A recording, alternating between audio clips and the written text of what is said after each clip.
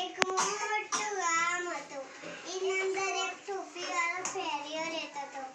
એક દિવસ એ ટોપી વેચવા એક બહાર ગયો.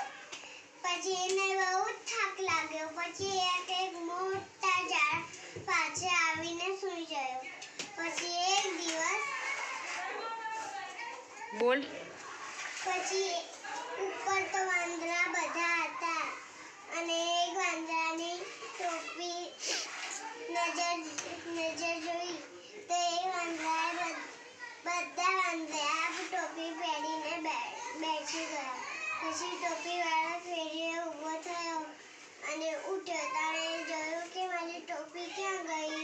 તો એ ટોપીવાળાએ ઉપર જોયું તે બધા વાંદરા ટોપી પહેરીને બેઠા હતા. પછી એ ટોપીવાળાએ એની ટોપી નીચે નાખી અને બધા વાંદરાએ નીચે નાખી. પછી એ ટોપીવાળા ફેરિયો ટોપી બધી વેણીને લઈ ગયો. તાળી પાડો.